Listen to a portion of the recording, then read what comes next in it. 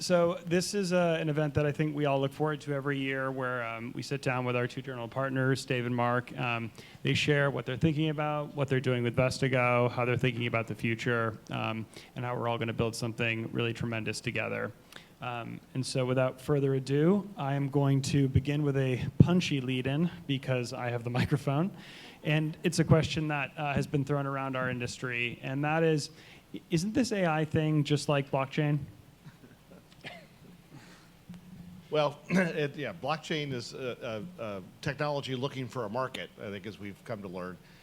Certainly, there's plenty of places it can be used. Anytime you have a series of institutions together that want to have a way to do settlement a little bit easier, works well in a consortium.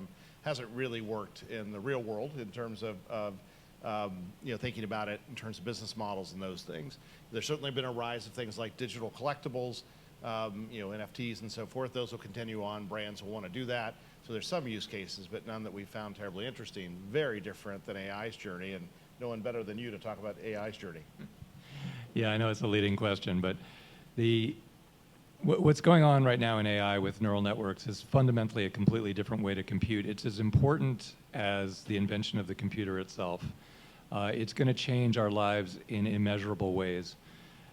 Blockchain was a cool way to decentralize records.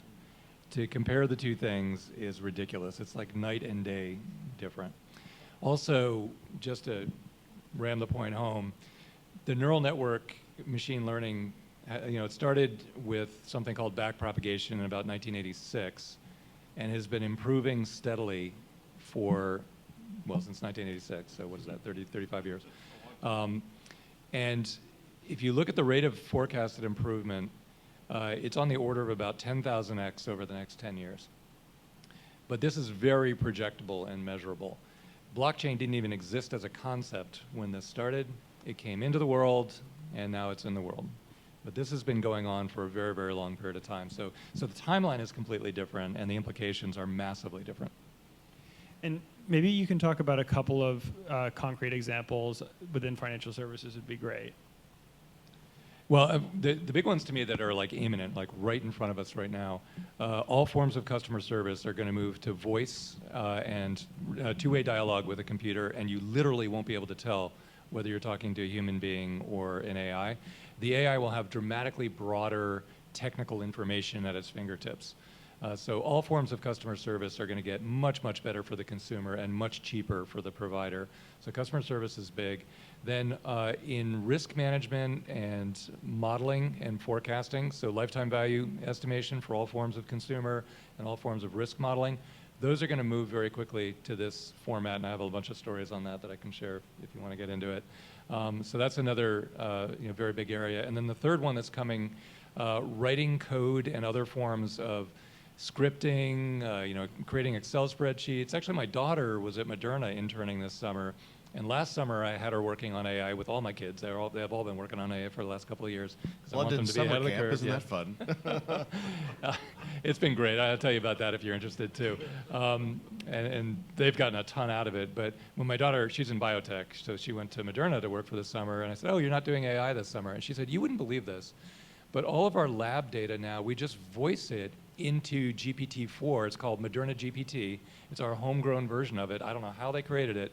But then it creates all of the tables, puts all the data into databases, and puts it all into spreadsheets for analysis. We do it all by voice now. So I am using AI every single day. Like, wow. Yeah, it's part of our job is to find those applications that will work in financial services.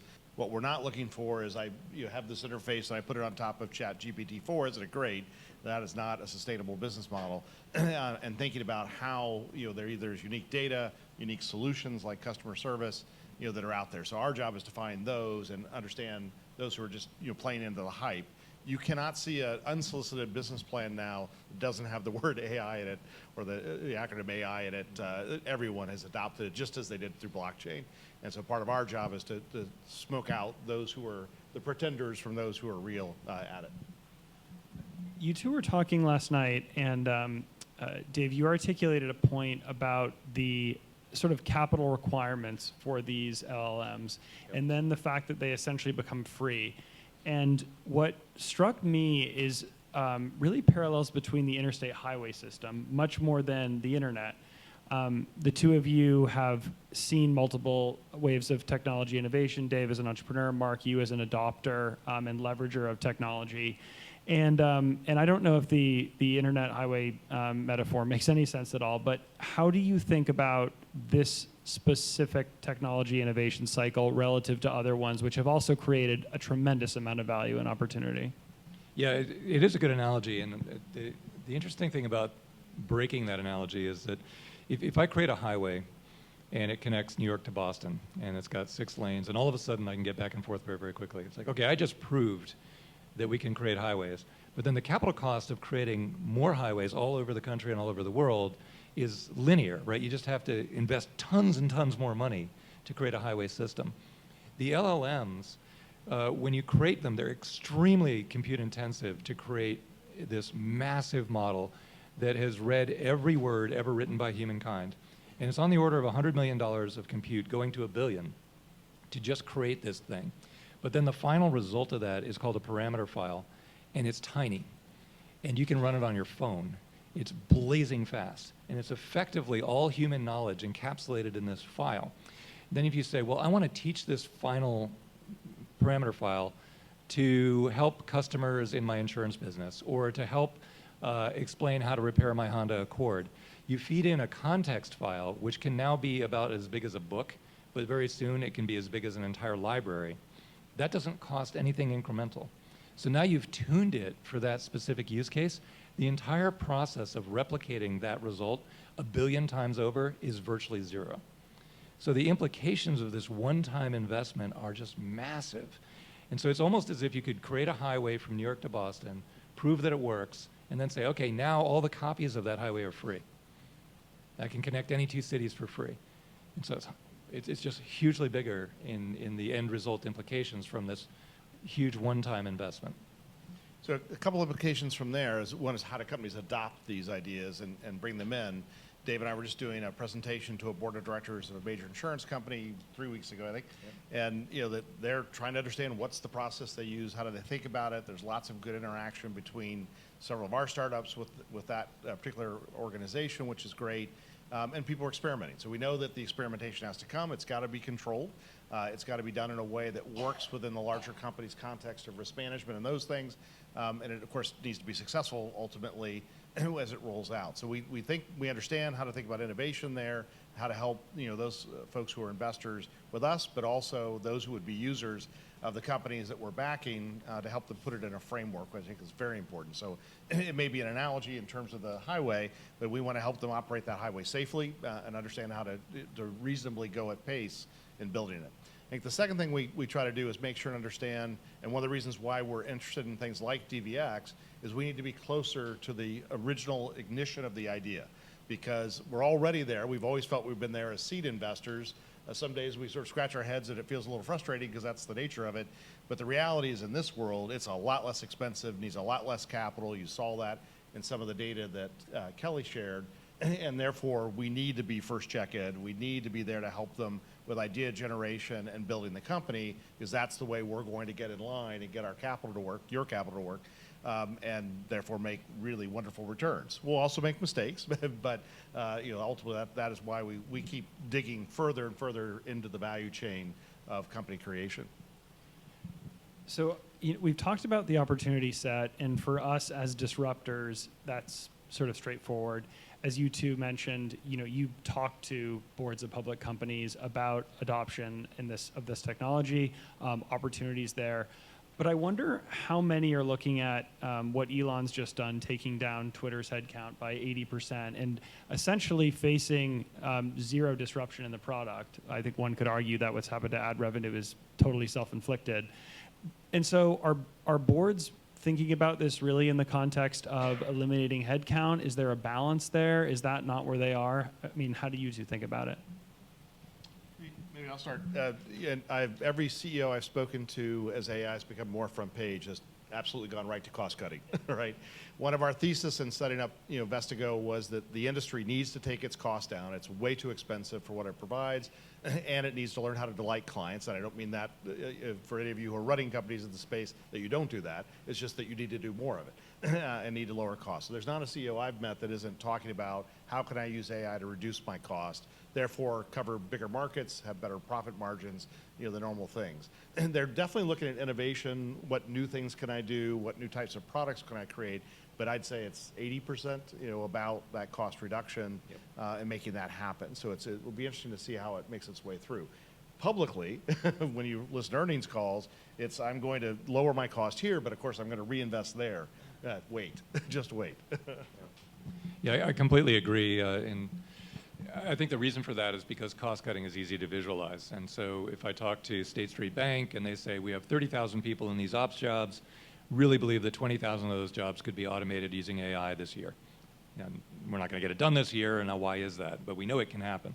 But cost cutting is probably not as big an opportunity as things that you just couldn't do at all before. It just takes longer for people to visualize and build things they couldn't do at all before. But one way to think about it is, everybody has an experience every day where they're trying to make a restaurant reservation and the app, it's not on OpenTable, and the app for the restaurant is terrible. Or you think of something that you could use that could be on your iPhone or your laptop right now, and nobody has built it. And why has nobody built it? 9 times out of 10, it's because there aren't enough engineers on the planet to build everything you can think of in all these little niche markets. But next year, that math is going to flip. Because currently, you can write 80% of the code already with AI. So you've brought the cost down of creating those things by about 4/5 already. If it continues to improve at the current pace, that'll be more like 95% of the code the following year. So all these things that we've never been able to build as a society are suddenly cost effective to build. So the number of business plans that make sense next year that wouldn't have made sense last year is a massive, massive, massive number. So people always start with cost cutting because they can just picture it right away. But I think in 2 or 3 years, you'll see the bigger opportunity as things that we just couldn't do before that we can now do. And when we think about adoption, if you sort of speaking to a skeptic, the consumer adoption of ChatGPT use has been absolutely extraordinary. But when we think about sort of the enterprise adoption curve, we know enterprise boards are talking about this. We know there are committees being set up to discuss how to use this technology. We've talked about cost-cutting use cases, but clearly the actual adoption, the implementation, the business leverage and impact hasn't quite been there. What's stopping that? What are you looking for to say, okay, we're sort of, the enterprise adoption curve is now going to start looking a lot more like the consumer adoption curve? Yeah, I don't know. Nothing is stopping it. It's just that people 99 days out of 100, what do you do the next day? Well, I'm going to do what I did yesterday. And people just move forward with their lives. They don't stop and say, oh my God, something just got invented. It changes the world. I'm going to stop whatever my plans were next week and completely remap my whole life. And because people don't tend to do that, when you look at these billionaire entrepreneurs that pop up all over the place, by and large, they're really young and they weren't doing anything else.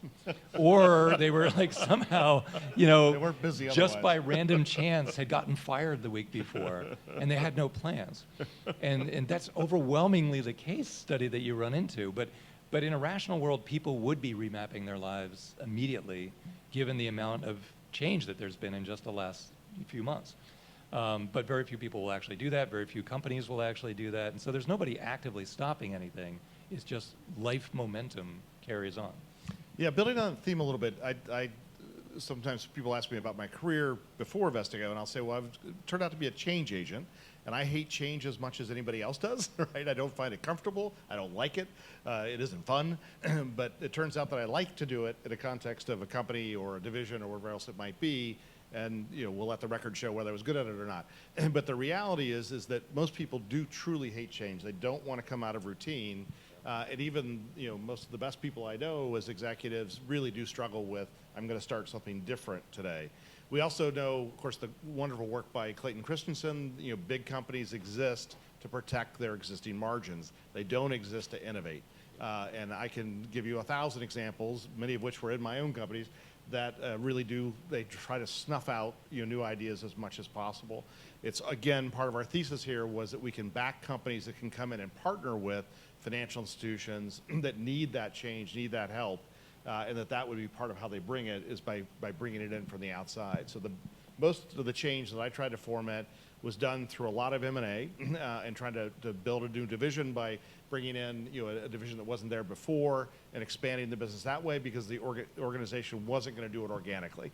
And it creates controversy, and it creates pain, and it creates agony, but it's a way to do it. And I think that's what we're going to start seeing more and more of now, are companies that might seem relatively small, but getting bought by the bigger company in order to adopt this new technology and go faster at innovation than they've been able to do before. So it is a very exciting time for the way this particular technology is going to show up.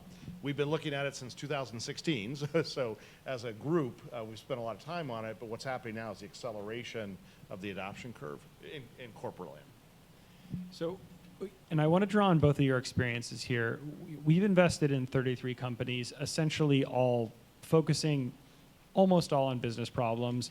All of them, if not starting out using some kind of predictive AI or machine learning to improve an outcome, building a data set, building an infrastructure on which you will build incredibly defensive, high-margin machine learning products. But what's happened in the last year is a totally new paradigm in software development, in AI. So, the DNA of generative AI is not actually in most of the companies, even though they're trying to innovate and be disruptive. So when you think about your experiences, whether in enterprise, making sure that change becomes part of the culture, or starting 23 companies and making sure change is always part of the culture, like, what advice would you give to a founder in terms of practical steps they can take to push adoption and innovate internally? Well, if I had to pick one, the rate of innovation in the labs and then all these little startups that have 27-year-old founders, the rate of innovation is unbelievable, but none of those people have any experience with any kind of enterprise sales.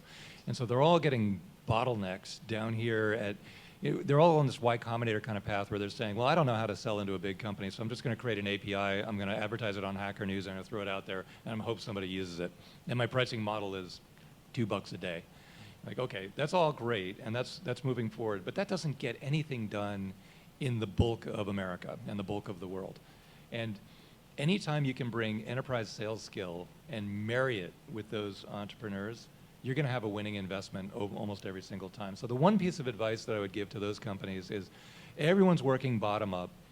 Get out there, meet with CEOs, boards, management teams, and we can introduce you. Hear what they have to say and then work back. Go and find the components that already exist.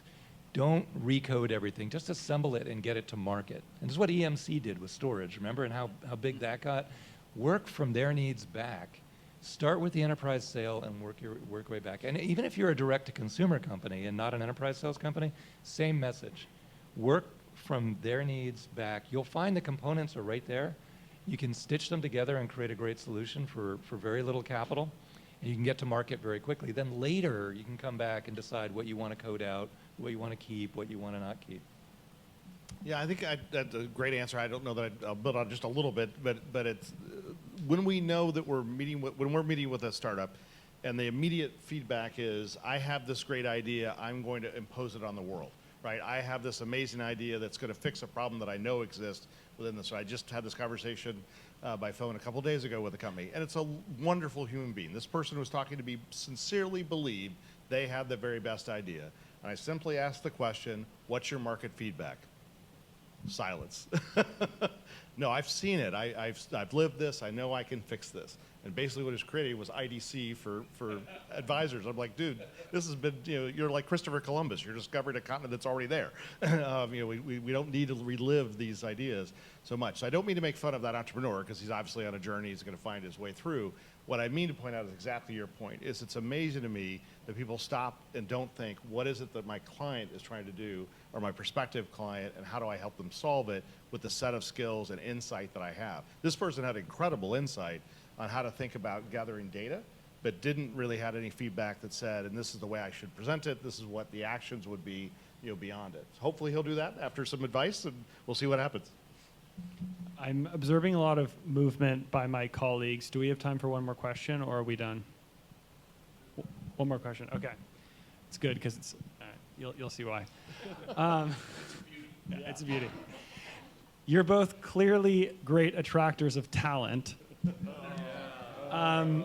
What advice would you give to the folks in this room to bring, you talk about the talent glut really in engineering, that was before this AI revolution, and now it's exacerbated 10x, 100x. How do you think about building a dynamic environment? And if you can't build one internally, how do you surround yourself with the dynamic environment and the best and the brightest? Well, one piece of advice, and actually John McNeil, who worked with Elon Musk, would give you the same advice. Make sure that you have some massive transformative purpose. And my favorite version of it in the Elon Musk world is, look, we are going to put human beings on Mars. Come work with me. And then when you come work with Elon, he's like, and you are going to work on the nozzle, and you're going to thread this screw. But it doesn't matter because it's part of the bigger mission. And that's the way you attract great talent. And we had Daniela Roos, who runs CSAIL over at MIT, come and talk at one of our offsites, and she, free reign, talk about anything you want. And she said, you know what, I've decided to talk about how you would go about hiring my best PhD students. And I have 10 bullets for you. And the 10 bullets were fantastic, and we have them all recorded. But what she said is, don't give big signing bonuses. Don't try and outcompete Microsoft on salary. Instead, get lots of pizza, lots of beer, and have an incredible mission. And then from there, once you've got the person, then work back to what needs to be done today to get to that ultimate goal. And they'll do anything once they're on board. But start with the mission. Yeah, I think the mission's a fabulous thing, of course, and critical to anything you're doing. And frankly, it doesn't matter how large or small the mission is, in the sense that we're 7 people doing the thing we're doing. We're on a mission to change financial services. That's a pretty big goal as things go for a firm our size, right? But I think what's also important is the learning environment, right? The part that I've experienced in way too many years of business work is the very best executives, the very best entrepreneurs, the most interesting people I've ever met are constantly learning. They are absorbing something you've said. They're taking that in. You saw John do it in his conversation with Elon. I've seen you do it 1,000 times. And basically, I sometimes call that the cyborg executive. Can they go and adopt something that they've done and then bring that in and learn from it and make it their own in their own language and way to do it? And if we can create an environment in which you get to learn, I get to learn, you get to learn, the entire team does, hopefully our founders do as well along with us, that's a really great place to be, because I'm never static. I'm very dynamic in the way I learn, and I can apply new skills and new ways of looking at the world as I go forward. That's an environment I think we all want to be part of. So that's a key part of it as well. Thank you both so much, and now we're going to hear from more founders.